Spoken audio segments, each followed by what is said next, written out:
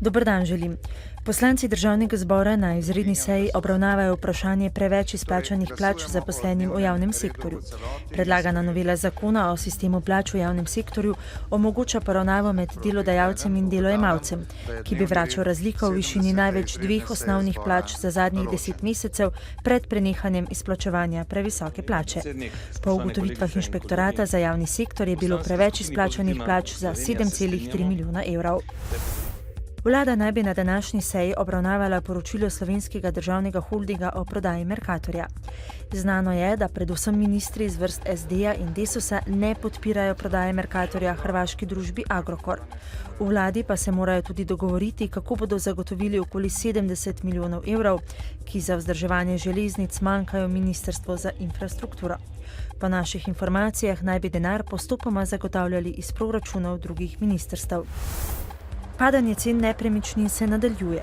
V prvem letošnjem četrtletju so se cene v primerjavi z zadnjim lanskim trimesečjem znižale za 1,7%. Pri tem se cene novih stanovanjskih nepremičnin zvišujejo, cene rabljenih pa znižujejo. V primerjavi s prvim četrtletjem lani so bile cene stanovanjskih nepremičnin nižje za 6,6%. Cene novih stanovanj in družinskih hiš so se že drugo zaporedno četrtletje nekoliko zvišale. Slovenska Karitas ta teden začenja dobrodelno akcijo Otroci nas potrebujejo.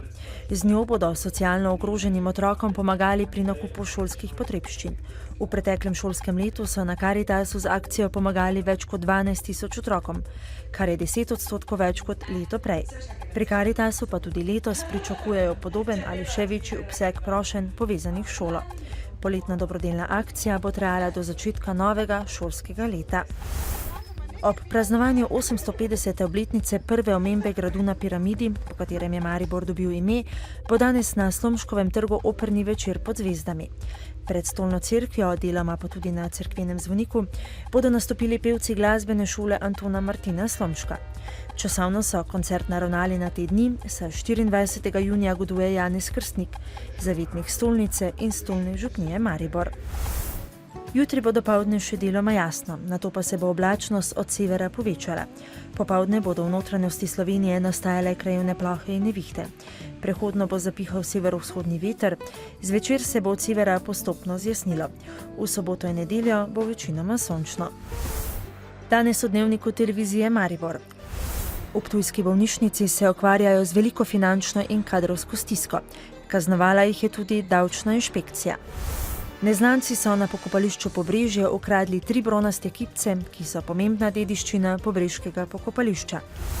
Vinski letnik 2013 je dobil oceno prav dobro. Novice Štajerske, Pomurja in Koroške ob 18.